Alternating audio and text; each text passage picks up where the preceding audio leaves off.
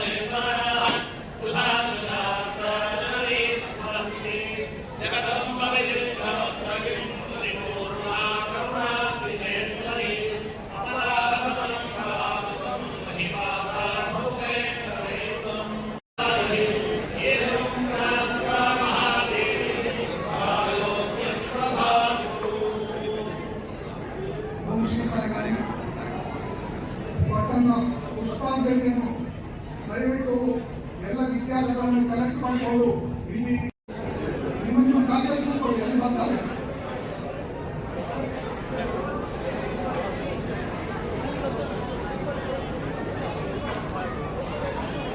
ಅಲ್ಲಿ ಪ್ರಾಕ್ಟೀಸ್ ಮಾಡಿ ಇವರ ಮಕ್ಕಳ ಕೈಯಲ್ಲಿ ನೋಡಿ ಅವರು ಕೋರಿಕೆ ಕೊಡ್ತಾರೆ. ದಯವಿಟ್ಟು ಯಾರ ಕೈಯಲ್ಲಿ ಮಾಡಲಿಕ್ಕಿಲ್ಲ. ಅಲ್ಲಿ ನೋಡಿ ವಾಲಂಟಿಯರ್ಸ್ ಬೇಗ ಬೇಗ ತಂದು ಮಾಡಬೇಕು.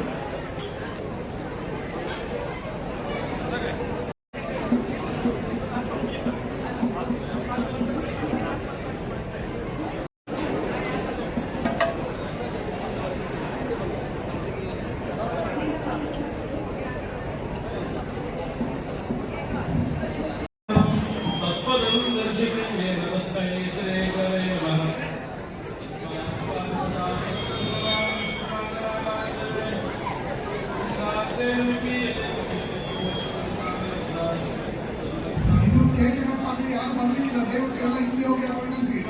ವಿದ್ಯಾರ್ಥಿಗಳನ್ನು ಅಲ್ಲೇ ಕೂತ್ಕೊಳ್ಳಿ, ಎಲ್ಲ ಹಿರಿಯರು ನಿಮ್ಮ ಪ್ಲೇಸಲ್ಲಿ ಕೂತ್ಕೊಳ್ಳಿ. ಈಗ ಆಶೀರ್ವಚನ ದಯವಿಟ್ಟು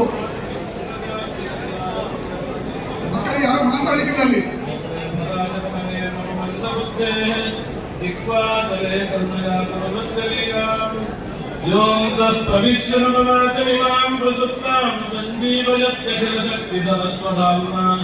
अन्यांश्च हस्तचरणश्रवणत्वदादीन् प्राणान् नमो भगवते पुरुषाय तुभ्यम्. ಸಾಂಗವಾದಂತಹ ನವಚಂಡಿಕಾ ಯಾಗಾನುಷ್ಠಾನದ ಪೂರ್ಣಾಹುತಿಯ ನಂತರದ ಈ ಒಂದು ಪ್ರಸನ್ನ ಕಾಲದಲ್ಲಿ ಜಗಜ್ಜನನಿಯಾದಂತಹ ಮಹಾಕಾಳಿ, ಮಹಾಲಕ್ಷ್ಮಿ, ಮಹಾಸರಸ್ವತ್ಯಾತ್ಮಕ ಶ್ರೀ ಚಂಡಿಕಾ ಪರಮೇಶ್ವರಿಯ ಪದಕಮಲಗಳಲ್ಲಿ ಶಿರವನ್ನಿರಿಸಿ, ಹಾಗೆಯೇ ಅನಂತ ಗುಣವಿಲಾಸನಾದಂತಹ ಅವತಾರ ಪುರುಷನಾದಂತಹ ಈ ಸಂಸ್ಥೆಯ ಚೈತನ್ಯ ಸ್ವರೂಪನಾಗಿರುವಂತಹ ಆ ಸ್ವಾಮಿಯ ಚರಣ ಪದ್ಮಗಳಲ್ಲಿ ಶಿರವನ್ನಿರಿಸಿ ಒಂದಷ್ಟು ಸದ್ವಿಚಾರಗಳನ್ನು ವಿದ್ಯಾರ್ಥಿಗಳೇ ತುಂಬಿದಂತಹ ಈ ಸಭೆಯಲ್ಲಿ ಹೇಳುವಂತಹ ಪ್ರಯತ್ನವನ್ನು ಮಾಡ್ತೇನೆ.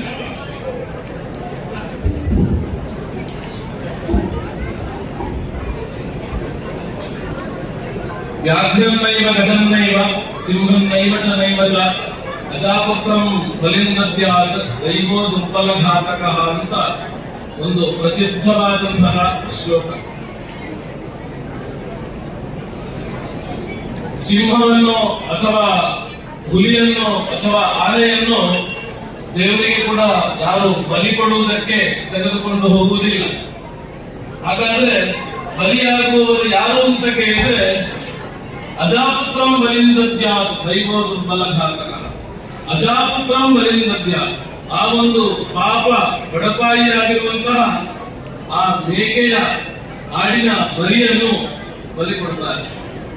ಯಾಕೆ ಅಂತ ಕೇಳಿದ್ರೆ ಅದು ದುರ್ಬಲವಾಗಿರುವ ಕಾರಣದಿಂದ. ನಾವು ದುರ್ಬಲರು ಆಗಿದ್ದಷ್ಟು ಕಾಲ ಬೇರೆ ಬೇರೆಯವರ ಹೊಳೆಯುವಿಕೆಗೆ ನಾವು ಬಲಿಯಾಗುತ್ತಾ ಇರುತ್ತೇವೆ. ಆದ್ರಿಂದ ದೌರ್ಬಲ್ಯ ಅಂತ ಹೇಳುವಂಥದ್ದು ಪ್ರಪಂಚದ ಅತ್ಯಂತ ಕೆಟ್ಟ ವಿಷಯ. ಹಾಗಾದ್ರೆ ದೌರ್ಬಲ್ಯವನ್ನು ಹೋಗಲಾಡಿಸಬೇಕು ಅಂತಾದ್ರೆ ನಮಗೆ ಶಕ್ತಿ ಬೇಕು. ಜಗತ್ತು ಪೂಜಿಸುವುದು ಶಕ್ತಿಯನ್ನು. ಅದು ಎಷ್ಟೋ ಹಿಂದಿನ ಕಾಲದಿಂದ ತೊಡಗಿ ಇವತ್ತೂ ಕೂಡ, ಇನ್ನು ಮುಂದೆಯೂ ಕೂಡ ಜಗತ್ತಿಡೀ ಯಾವುದನ್ನು ಪೂಜಿಸ್ತದೆ, ಯಾವುದನ್ನು ಮೆರೆಯಿಸ್ತದೆ, ಯಾರು ಹೇಳಿದ ಹಾಗೆ ಕೇಳುತ್ತದೆ ಅಂತ ಕೇಳಿದ್ರೆ ಶಕ್ತಿ ಇರುವವರು ಹೇಳಿದ ಹಾಗೆ. ಸದಾಕಾಲ ಯಾರ ಕೈಯಲ್ಲಿ ಕತ್ತಿ ಇರುತ್ತದೆ, ಯಾರ ಕೈಯಲ್ಲಿ ಅಧಿಕಾರ ಇರುತ್ತದೆ, ಅವರು ಹೇಳಿದ್ದು ಹೋದ್ರೆ ವಿದ್ಯೆ ಬೇಕು ಅಂತ ಕೇಳಿದ್ರೆ ವಿದ್ಯೆ ಸಿಗುವುದಿಲ್ಲ. ವಿದ್ಯೆ ಬೇಕು ಅಂತ ಎಲ್ಲಿ ಹೋಗಬೇಕು? ವಿದ್ಯೆಯನ್ನು ಎಲ್ಲಿ ಕಲಿಸ್ತಾರೋ, ವಿದ್ಯಾಭ್ಯಾಸವನ್ನು ಎಲ್ಲಿ ಸರಿಯಾಗಿ ಮಾಡಿಸ್ತಾರೋ ಅಲ್ಲಿಗೆ ಹೋಗಬೇಕು. ಅಲ್ಲಿ ಹೋಗಿ ವಿದ್ಯೆಯನ್ನು ಕೇಳಿದ್ರೆ ವಿದ್ಯೆ ಸಿಗುವುದಕ್ಕೆ ಸಾಧ್ಯತೆ ಉಂಟು. ಆರೋಗ್ಯ ಬೇಕು ಅಂತ ಶಾಲೆಗೆ ಹೋಗಿ ನನಗೆ ರೋಗ ಬಂದಿದೆ, ನನ್ನ ರೋಗ ನಿವಾರಣೆ ಮಾಡಿಕೊಡಿ ಅಂತ ಕೇಳಿದ್ರೆ ಆಗ್ತದ? ಇಲ್ಲ. ಎಲ್ಲಿಗೆ? ಎಲ್ಲಿ ವೈದ್ಯರಿರ್ತಾರೆ ಅವರ ಬಳಿಯಲ್ಲಿ ಹೋಗಿ ನನಗೆ ಆರೋಗ್ಯ ಬೇಕು ಅಂತ ಕೇಳಿದ್ರೆ ಅವರು ಕೊಡ್ತಾರೆ. ಹಾಗೆ ನಮಗೆ ಶಕ್ತಿ ಬೇಕು ಅಂತಾದ್ರೆ ಪ್ರಪಂಚದಲ್ಲಿ ಶಕ್ತಿಯಿಂದ ಗ್ರಹಿಸಲ್ಪಟ್ಟಂತಹ ಒಂದು ಶಕ್ತಿ, ಅದು ಜಗನ್ನಾಥ, ಮಹಾಕಾಳಿ, ಮಹಾಲಕ್ಷ್ಮಿ, ಮಹಾಸರಸ್ವತ್ಯಾತ್ಮಿಕೆಯಾದಂತಹ ಆ ಚಂಡಿಕಾ ಪರಮೇಶ್ವರಿ, ಶಕ್ತಿ ಸ್ವರೂಪಿಣಿಯಾಗಿರುವವಳು, ಸಕಲ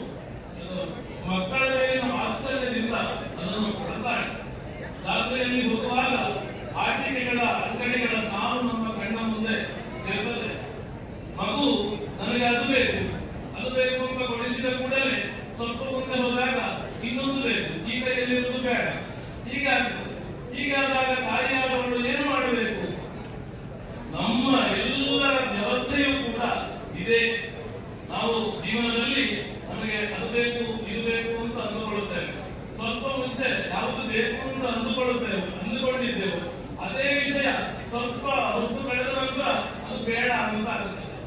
ಹಾಗಾದ್ರೆ ನಮಗೆ ನಿಜವಾಗಿ ಏನು ಬೇಕು ಅಂತ ಗೊತ್ತಿರುವುದು ಆ ಜಗಜ್ಜನನಿಯಾಗಿರುವಂತಹ ಮಹಾತಾಯಿಗೆ ಮಾತ್ರ. ಯಾವ ರೀತಿ ತಾಯಿಯಾದವಳು ಮಕ್ಕಳು ಅತ್ತಾಗ ಅದು ಹಸಿವಾಗಿ ಅಳುತ್ತಾ ಉಂಟು, ಹೊಟ್ಟೆ ನೋವಾಗಿ ಅಳುತ್ತಾ ಉಂಟು, ನಿದ್ದೆ ಬರ್ತದೆ ಅಂತ ಅಳುತ್ತಾ ಉಂಟು ಅಂತ ತಾಯಿಯಾದವಳು ಹೇಗೆ ಗ್ರಹಿಸ್ತಾಳೆ, ಹಾಗೆ ಜಗಜ್ಜನನಿಯು ಈ ಲೋಕದ ಸಕಲರ ಬೇಡಗಳನ್ನು ಪೂರೈಸ್ತಾಳೆ. ಅವರಿಗೆ ನಿಜವಾಗಿ ಏನು ಬೇಕು ಅದನ್ನು ಕರುಣಿಸ್ತಾಳೆ. ಹೀಗೆ ಶಕ್ತಿ ಬರಬೇಕು ಅಂತಾದ್ರೆ ಆ ಜಗಜ್ಜನನಿಯ ಆರಾಧನೆಯನ್ನು ಮಾಡಬೇಕು. ಇಚ್ಛಾಶಕ್ತಿ, ಜ್ಞಾನಶಕ್ತಿ ಮತ್ತು ಕ್ರಿಯಾಶಕ್ತಿಯಿಂದ ಶಕ್ತಿಯನ್ನು ವಿಭಾಗಿಸಿದ್ದಾರೆ. ಇಚ್ಛಾಶಕ್ತಿ ಅಂತಂದ್ರೆ ಒಂದು ವಿಷಯವನ್ನು ಸಂಕಲ್ಪಿಸುವುದಕ್ಕೂ ಒಂದು ಶಕ್ತಿ ಬೇಕು. ಈಗ ಒಂದು ಒಳ್ಳೆಯ ವಿಷಯ ಉಂಟು, ಆ ಒಳ್ಳೆಯ ವಿಷಯವನ್ನು ನಾನು ಸೇರಬೇಕು ಅಂತಾದ್ರೆ ಒಂದು ಇಚ್ಛಾಶಕ್ತಿ ಬೇಕು. ಒಂದು ಕಡೆ ಏನೋ ಒಂದು ಯಾಗ ಆಗುತ್ತದೆ, ಅಲ್ಲಿಗೆ ನಾನು ಹೋಗಬೇಕು ಅಂತ ನನ್ನ ಮನಸ್ಸಿಗೆ ಕಾಣಬೇಕು, ನಾನು ಸಂಕಲ್ಪ ಮಾಡಬೇಕು. ಒಳ್ಳೆಯ ರೀತಿಯಲ್ಲಿ ಪರೀಕ್ಷೆಗೆ ಸಿದ್ಧತೆಯನ್ನು ನಾನು ಮಾಡಬೇಕು ಅಂತ ನನ್ನಲ್ಲಿ ಸಂಕಲ್ಪ ಶಕ್ತಿ ಬೇಕು. ಅಂತಹ ಸಂಕಲ್ಪ ಶಕ್ತಿಯನ್ನೇ ಇಚ್ಛಾಶಕ್ತಿ ಅಂತ ಹೇಳಿದ್ರು. ಇಚ್ಛಾಶಕ್ತಿ ನಮಗೆ ಎಲ್ಲರೂ ಕೂಡ ಅತ್ಯಂತ ಸ್ವಾತಂತ್ರ್ಯವನ್ನು ಹೊಂದಿದವರೇ ಆಗಿದ್ದೇವೆ. ಆದ್ರೆ ನಮ್ಮಲ್ಲಿ ಏನು ಸಮಸ್ಯೆ ಅಂತ ಹೇಳಿದ್ರೆ ಇಚ್ಛಾಶಕ್ತಿಯ ಬಗ್ಗೆ. ಒಂದು ಒಳ್ಳೆಯ ವಿಷಯಕ್ಕೆ ಉದ್ಯುಕ್ತನಾಗಬೇಕು ಅಂತಾದ್ರೆ ಅದರಲ್ಲಿ ಇರುವಂತಹ ತೊಡಕುಗಳ ವಿಚಾರವಾಗಿ ಮಾತ್ರ ಚಿಂತಿಸಿ ಆ ಕಾರ್ಯದಲ್ಲಿ ನನ್ನನ್ನು ತಾನು ತೊಡಗಿಸಿಕೊಳ್ಳದೇ ಇರುವಂತಹ ಒಂದು ಕೆಟ್ಟ ವ್ಯವಸ್ಥೆಯಲ್ಲಿ ನಾವಿದ್ದೇವೆ. ಆದ್ರಿಂದ ನಮಗೆ ಇಚ್ಛಾಶಕ್ತಿ ಬೇಕು ಅಂತಾದ್ರೆ ಆ ಇಚ್ಛಾಶಕ್ತಿಯನ್ನು ಕೊಡುವಂತಹ ಜಗಜ್ಜನನಿಯ ಅನುಗ್ರಹ ಬೇಕು. ಹಾಗೆ ಜ್ಞಾನಶಕ್ತಿ, ಜ್ಞಾನ, ನಾವು ಮನುಷ್ಯರು ನಮಗೆ ಎಲ್ಲಾ ಪ್ರಾಣಿಗಳಿಗಿಂತ ನಾವು ಯಾಕೆ ಭಿನ್ನ ಅಂತ ಕೇಳಿದ್ರೆ ನಮ್ಮ ಒಂದು ವಿಶೇಷ ಜ್ಞಾನ ಉಂಟು ಹೇಳುವ ಕಾರಣದಿಂದ ಎಲ್ಲ ಮನುಷ್ಯರು ಮಾಡುವಂತಹ ಎಲ್ಲಾ ಕರ್ಮಗಳನ್ನು ಪ್ರಾಣಿಗಳು ಕೂಡ ಮಾಡುತ್ತವೆ. ಮನುಷ್ಯರನ್ನು ಕೂಡ ಒಂದು ಪ್ರಾಣಿಯಿಂದ ನಾವು ಕಲಿತುಕೊಂಡು ಬಂದಿದ್ದೇವೆ. ಹಾಗಾದ್ರೆ ಉಳಿದ ಪ್ರಾಣಿಗಳಿಗಿಂತ ಮನುಷ್ಯ ಹೇಗೆ ಭಿನ್ನ ಅಂತ ಕೇಳಿದ್ರೆ ಅವನಿಗೆ ಒಂದು ಜ್ಞಾನ ಉಂಟು.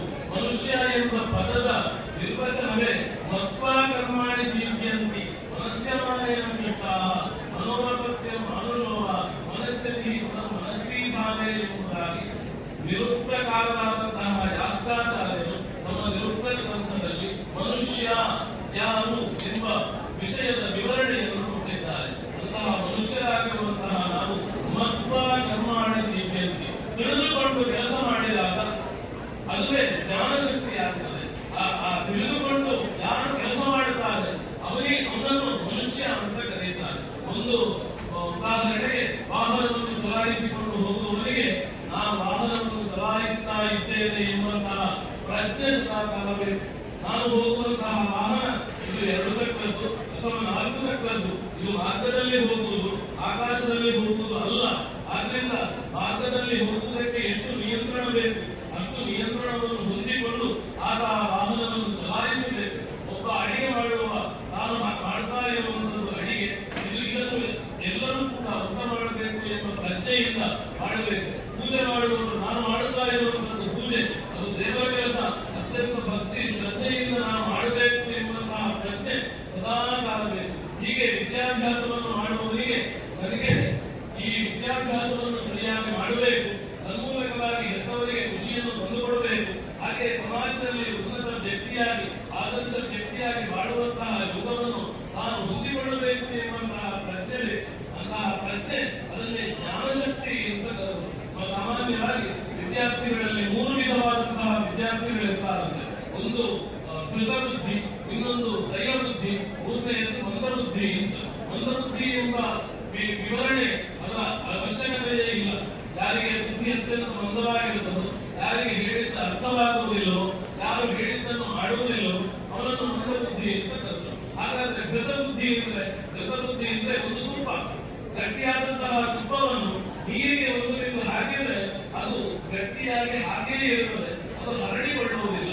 ಶಿಕ್ಷಕರು ಪಾಠವನ್ನು ಹೇಳ್ತಾರೆ, ಪಾಠವನ್ನು ಶಿಕ್ಷಕರು ಹೇಳಿದ ಅಷ್ಟು ವಾಕ್ಯಗಳು, ಶಿಕ್ಷಕರು ಗ್ರಹಿಸಿದಂತಹ ಅಷ್ಟು ನೋಟ್ಸ್ ಅದಷ್ಟು ಮಾತ್ರ ತಲೆಯಲ್ಲಿಟ್ಟುಕೊಂಡು ಪರೀಕ್ಷೆಯನ್ನು ಬರೆದು ಪಾಸಾಗಿ ಮುಂದೆ ಹೋಗ್ತಾರೆ. ಹಾಗೆ ಅಂತ ದೈವಬುದ್ಧಿ ಎಂಬಂತಹ ವಿಶೇಷವಾದಂತಹ ವಿದ್ಯಾರ್ಥಿ ವರ್ಗ ಅಂದ್ರೆ ಎಣ್ಣೆ, ಒಂದು ಬಿಟ್ಟು ಎಣ್ಣೆಯನ್ನು ಒಂದು ಲೋಟ ನೀರಿಗೆ ಹಾಕಿದರೆ ಅದು ನೀರಿನ ಆ ತೋಟದ ತುಂಬಾ ಹರಡಿಕೊಳ್ಳುತ್ತಿದ್ದಾರೆ ಎಣ್ಣೆ. ಆ ರೀತಿಯಲ್ಲಿ ಯಾವ ಶಿಕ್ಷಕ ಒಂದು ವಾಕ್ಯವನ್ನು ಹೇಳಿದರೆ ಗುರುಗಳು ಹೇಳಿದಂತಹ ಒಂದು ಮಾತಿನ 10 ಅರ್ಥಗಳನ್ನು 10 ಬಾರಿ ಹೇಳಬಲ್ಲಂತಹ ಸಾಮರ್ಥ್ಯ, ಅಂತಹ ಸರ್ಜನಾತ್ಮಕವಾದಂತಹ ವ್ಯಕ್ತಿತ್ವವನ್ನು ಹೊಂದಿರುವಂತಹ ಮಕ್ಕಳನ್ನು ದೈವ ಬುದ್ಧಿ ಅಂತ ಕರೆಯುತ್ತಾರೆ. ಹಾಗಾದ್ರೆ ಈ ಜ್ಞಾನ, ವಿಶೇಷವಾದಂತಹ ಜ್ಞಾನ ಬರಬೇಕು ಅಂತಾದ್ರೆ, ನಮ್ಮ ಬುದ್ಧಿ ವಿಕಾಸ ಹೊಂದಬೇಕು ಅಂತಾದ್ರೆ ಬುದ್ಧಿ ಸ್ವರೂಪಿಣಿಯಾದಂತಹ, ಜ್ಞಾನ ಸ್ವರೂಪಿಣಿಯಾದಂತಹ ಆ ದುರ್ಗಾ ಪರಮೇಶ್ವರಿಯ ಅನುಗ್ರಹ ಬೇಕು. ಹೀಗೆ ಇಚ್ಛಾಶಕ್ತಿ, ಜ್ಞಾನಶಕ್ತಿ, ಹಾಗೆ ಇನ್ನೊಂದು ಕ್ರಿಯಾಶಕ್ತಿ. ಒಂದು ಮಾಡಬೇಕು ಎಂಬಂತಹ ಸಂಕಲ್ಪ ಅಂದ್ರೆ ಇಚ್ಛಾಶಕ್ತಿ. ಇದು ಮಾಡಿದ್ರೆ ಸರಿಯಾಗಬಹುದು ಎಂಬ ವಿವೇಚನಾ ಸಾಮರ್ಥ್ಯವನ್ನೇ ಜ್ಞಾನಶಕ್ತಿ ಅಂತ ಕರೆಯುವುದು. ಹಾಗೆ ಮೂರನೇದು ಕ್ರಿಯಾಶಕ್ತಿ. ನಾನು ಕರ್ಮದಲ್ಲಿ ನನ್ನನ್ನು ನಾನು ತೊಡಗಿಸಿಕೊಳ್ಳುವಂಥದ್ದು. ಕರ್ಮದಲ್ಲಿ ನಾವು ನಮಗೆ ಏನು ವಿಧಿಸಲ್ಪಟ್ಟಿದೆ, ನಾವು ನಿಜವಾಗಿ ಏನನ್ನು ಮಾಡಬೇಕು ಅದನ್ನು ಮಾತ್ರ ಮಾಡಬೇಕು. ಅದನ್ನೇ ಪ್ರವೃತ್ತ ಕರ್ಮಗಳು, ನಿವೃತ್ತ ಕರ್ಮಗಳು ಅಂತೆಲ್ಲ ಕರೆದಿದ್ದಾರೆ. ಮಾಡಲೇಬೇಕಾದಂತಹ ಕರ್ಮಗಳು, ಮಾಡಲೇ ಕೂಡಲಾದಂತಹ ಕರ್ಮಗಳು, ಹೀಗೆ ಅದನ್ನೆಲ್ಲವನ್ನೂ ಕೂಡ ಸರಿಯಾದಂತಹ ರೀತಿಯಲ್ಲಿ ಮಾಡಬೇಕು. 3 ಸಾಗರ 3 ಮಂದಿರ ದೈವ ಶಾಸ್ತ್ರವಿದ್ದರೆ, ಗಂಗೆ ಇದ್ದರೆ, ತುಂಗೆ ಇದ್ದರೆ, ಹಿಮಾಲಯವಿದ್ದರೆ, ವೇದವಿದ್ದರೆ, ಶಾಸ್ತ್ರವಿದ್ದರೆ, ಸ್ಮೃತಿ ಪುರಾಣಗಳಿದ್ದರೆ ಏನು ಸಾರ್ಥಕ ಮನೆಯ ಮಕ್ಕಳು ಮನೆಗೆ ನಿರ್ದೇಶಿಸುತ್ತಿದ್ದಾರೆ ಅಂತ ಅತ್ಯಂತ ಪ್ರಸಿದ್ಧವಾದಂತಹ ಕೃತಿ. ಅಂದ್ರೆ ನಮ್ಮ ಪರಂಪರೆ, ನಮ್ಮ ಇತಿಹಾಸ, ನಮ್ಮ ದೇಶ, ನಮ್ಮ ಸಂಸ್ಕೃತಿ, ನಮ್ಮ ಧರ್ಮ ಎಲ್ಲವೂ ಕೂಡ ಅತ್ಯಂತ ಅದ್ಭುತವಾದದ್ದು. ಯುದ್ಧದ ಭೂಮಿಯಲ್ಲಿಯೇ ಜ್ಞಾನದ ಅಮೃತಧಾರೆಯನ್ನು ಹರಿಸಿದಂತಹ ದೇಶ ಇದು. ಅಂತಹ ದೇಶದಲ್ಲಿ ಅಂತಹ ಋಷಿ ಪರಂಪರೆ ಹೊಂದಿರುವಂತಹ ನಾವು ಒಂದಷ್ಟು ವಿಸ್ಮೃತಿಗೆ ಒಳಗಾಗಿ ನಾವು ನಿಜವಾಗಿ ಏನನ್ನು ಮಾಡಬೇಕು ಅದನ್ನು ಮಾಡದೆ ತಪ್ಪು ಮಾಡುತ್ತಾ ಇರ್ತೇವೆ. ಅಂತಹ ಸಂದರ್ಭದಲ್ಲಿ ನಾವು ನಿಜವಾಗಿ ಏನನ್ನು ಮಾಡಬೇಕು ಅದನ್ನು ಮಾಡಬೇಕು. ಅದನ್ನೇ ನಂಬದಿದ್ದನು ತಂದೆ, ನಂಬಿದನು ಪ್ರಹ್ಲಾದ, ನಂಬಿಯು ನಂಬದಿರುವ ಇಬ್ಬಂದಿ ನೀನು. ಕಂಬದಿನೋ ಬಿಂಬದಿನೋ ಮೋಕ್ಷವರಿಂದ ಆಯಿತು, ಸಿಂಹದಲ್ಲಿ ಒಣನೀನು ಮಂಕುತಿಮ್ಮ ಎಂಬ ಮಂಕುತಿಮ್ಮನ ಕಗ್ಗದಲ್ಲಿ ವಿವರಿಸಿದಂತೆ ನಮಗೆ ನಂಬಿಕೆ ಬೇಕು. ಪ್ರಹ್ಲಾದ ದೈವವನ್ನು ಅತ್ಯಂತವಾಗಿ ನಂಬಿದ, ದೇವರನ್ನು ನಂಬಿದ. ಹಾಗೆ ಹಿರಣ್ಯಕಶ್ಯಪ ಅವನು ದೇವರ ಅಸ್ತಿತ್ವವನ್ನು ಅಲ್ಲಗಳೆದ, ದೇವರನ್ನು ಒಪ್ಪಲೇ ಇಲ್ಲ. ಆದರೂ ಒಬ್ಬರಿಗೆ ಕಂಬದಿಂದಾಗಿ ನರಸಿಂಹಾವತಾರಿಯಾದಂತಹ ಮಹಾವಿಷ್ಣುವು ಅಪ್ಪನನ್ನು ಕಂಬದೇ ಇದ್ದಂತಹ ಅಪ್ಪನನ್ನು ಸಂಬಂಧಿಸಿ ಅವರಿಗೆ ಮೋಕ್ಷವನ್ನು ಕೊಡುತ್ತಾರೆ. ಮಗನಾದಂತಹ ನಂಬಿದಂತಹ ಪ್ರಹ್ಲಾದನಿಗೆ ತನ್ನ ಅನುಗ್ರಹವನ್ನು ಕೊಟ್ಟು ಅವರಿಗೆ ಮೋಕ್ಷವನ್ನು ಕೊಡುತ್ತಾರೆ. ಆದರೆ ಈ ಎರಡರ ನಡುವಿನಲ್ಲಿ ನಾವೆಲ್ಲರೂ ಕೂಡ ದೇವರನ್ನು ನಂಬುತ್ತೇವೆ ಅಂತ ಕೇಳಿದರೆ ನಂಬುತ್ತೇವೆ. ಹಾಗೆ ಪೂರ್ತಿಯಾಗಿ ನಂಬುವುದಿಲ್ಲ. ಮಳೆ ಬರಬೇಕು ಅಂತ ದೇವರಲ್ಲಿ ಈಶ್ವರ ದೇವರಿಗೆ ಸತರುದ್ರಾಭಿಷೇಕ ಮಾಡಿಸಿ ಪಡೆಯಲು ತಕ್ಕೊಂಡು ಹೊರತು ಒಬ್ಬನೇ ಹೊರಟಾಗುತ್ತೆ. ಅಂದ್ರೆ ನಂಬಿಕೆ ಇದ್ದವರಿಗೆ ಮಾತ್ರ ಸತರುದ್ರಾಭಿಷೇಕ ಮಾಡಿದಾಗ ಮಳೆ ಬರುತ್ತದೆ. ಅಂತಹ ನಂಬಿಕೆ ನಮಗೆ ಬೇಕು. ನಮ್ಮ ಕರ್ಮದಲ್ಲಿ, ನಮ್ಮ ಜ್ಞಾನದಲ್ಲಿ, ನಮ್ಮ ಸಂಸ್ಕೃತಿಯಲ್ಲಿ, ನಮ್ಮ ಪರಂಪರೆಯಲ್ಲಿ ನಮಗೆ ನಮ್ಮಲ್ಲಿ ನಂಬಿಕೆ ಬೇಕು. ಅಂತಹ ನಂಬಿಕೆಯು ಬಂದಾಗ ನಾವು ಈ ದೇಶಕ್ಕೆ ಇನ್ನಷ್ಟು ಒಳ್ಳೆಯ ಕೆಲಸಗಳನ್ನು ಮಾಡುವುದಕ್ಕೆ ಸಾಧ್ಯವಾಗುತ್ತದೆ. ಈ ಸಪ್ತಶತಿ 700 ಮಂತ್ರಗಳಿಂದ ತುಂಬಿದಂತಹ, ಮಂತ್ರ ಸದೃಶವಾದಂತಹ ಶ್ಲೋಕ ವಾಕ್ಯಗಳಿಂದ ತುಂಬಿದಂತಹ ಈ ಸಪ್ತಶತಿಯ ಯಾಗಾನುಷ್ಠಾನವನ್ನು ಯಾವ ರೀತಿ ನಮ್ಮ ಹಿಂದಿನ ಪರಂಪರೆಯಲ್ಲಿ ಅನುಷ್ಠಾನ ಮಾಡಿಕೊಂಡು ಬಂದಿದ್ದಾರೆ, ಆ ರೀತಿಯಲ್ಲಿ ಇದೀಗ ಸಾಂಗವಾಗಿ ಅನುಷ್ಠಾನವನ್ನು ಮಾಡಿದ್ದೇವೆ. ಆ ದೇವಿಯು ಈ ಸಪ್ತಶತಿಯನ್ನು ದೇವಿ ಮಹಾತ್ಮೆ ಎಂದು ಕರೆಯುತ್ತಾರೆ.